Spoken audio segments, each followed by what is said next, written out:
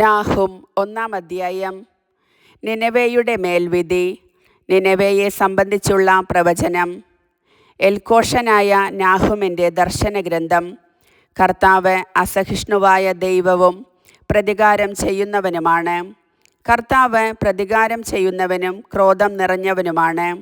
കർത്താവ് തൻ്റെ വൈരികളോട് പകരം വീട്ടുകയും ശത്രുക്കൾക്ക് വേണ്ടി ക്രോധം കരുതി വയ്ക്കുകയും ചെയ്യുന്നു. കർത്താവ് ദീർഘക്ഷമയുള്ളവനും അതിശക്തനുമാണ്. ഒരു കാരണവശാലും അവിടുന്ന് കുറ്റക്കാരെ വെറുതെ വിടുകയില്ല. ചുഴലിക്കാറ്റിലും കൊടുങ്കാറ്റിലുമാണ് അവിടുത്തെ പാത. മേഘങ്ങൾ അവിടുത്തെ പാദങ്ങളിലെ പൊടിയാണ്. അവിടുന്ന് കടലിനെ ശാസിക്കുകയും വറ്റിച്ചു കളയുകയും ചെയ്യുന്നു. നദികളെ അവിടുന്ന് വരട്ടുന്നു. ബാഷാനും കാർമലും ഉണങ്ങുകയും ലെബനോനിലെ പുഷ്പങ്ങൾ വാടുകയും ചെയ്യുന്നു. പർവ്വതങ്ങൾ അവിടുത്തെ മുൻപിൽ പ്രകമ്പനം കൊള്ളുന്നു. മലകൾ ഉരുകിപ്പോകുന്നു. ഭൂമിയും ലോകവും അതിലുള്ളതൊക്കെയും അവിടുത്തെ മുൻപിൽ ശൂന്യമായി തീരുന്നു. അവിടുത്തെ രോഷത്തിന് മുൻപിൽ നിലകൊള്ളാൻ ആർക്കു കഴിയും? അവിടുത്തെ കോപാഗ്നി ആർക്കു സഹിക്കാനാവും? അഗ്നി പോലെ അവിടുത്തെ ക്രോധം വർഷിക്കപ്പെടുന്നു. അവിടുന്ന് പാറകളെ ഉടച്ചു കളയുന്നു.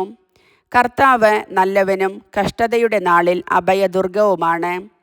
തന്നിൽ ആശ്രയിക്കുന്നവരെ അവിടുന്ന് അറിയുന്നു. എന്നാൽ കവിഞ്ഞൊഴുകുന്ന പ്രവാഹത്താൽ അവിടുന്ന് തൻ്റെ ശത്രുക്കളെ നിശ്ശേഷം നശിപ്പിക്കും. അവിടുന്ന് അവരെ അന്ധകാരത്തിലേക്ക് അനുധാവനം ചെയ്യും.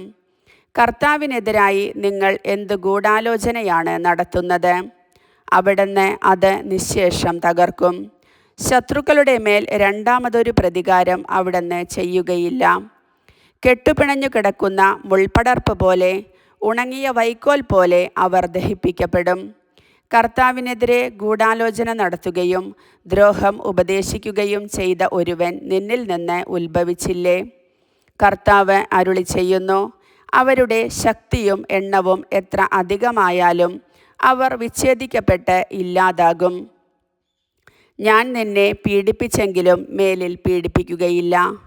അവൻ്റെ നുകം നിന്നിൽ നിന്ന് ഞാൻ ഒടിച്ചു കളയുകയും നിന്റെ ബന്ധനങ്ങളെ ഞാൻ ഛേദിക്കുകയും ചെയ്യും. കർത്താവ് നിന്നെപ്പറ്റി കൽപ്പിച്ചിരിക്കുന്നു, നിന്റെ നാമം മേലിൽ നിലനിൽക്കുകയില്ല. നിന്റെ ദേവന്മാരുടെ ആലയത്തിൽ നിന്ന് കൊത്തുവിഗ്രഹവും വാർപ്പുവിഗ്രഹവും ഞാൻ വെട്ടിമാറ്റും. ഞാൻ നിനക്ക് ശവക്കുഴി ഉണ്ടാക്കും. എന്തെന്നാൽ നീ നികൃഷ്ടനാണ്. സദ്വാർത്ത കൊണ്ടുവരുന്നവൻ്റെ, സമാധാനം പ്രഘോഷിക്കുന്നവൻ്റെ പാദങ്ങൾ അതാ മലമുകളിൽ. യൂദാ, നീ നിൻ്റെ ഉത്സവങ്ങൾ ആചരിക്കുകയും നേർച്ചകൾ നിറവേറ്റുകയും ചെയ്യുക. എന്തെന്നാൽ ഇനിയൊരിക്കലും ദുഷ്ടൻ നിനക്കെതിരെ വരുകയില്ല. അവൻ നിശ്ശേഷം നശിപ്പിക്കപ്പെട്ടിരിക്കുന്നു. കർത്താവിൻ്റെ വചനം.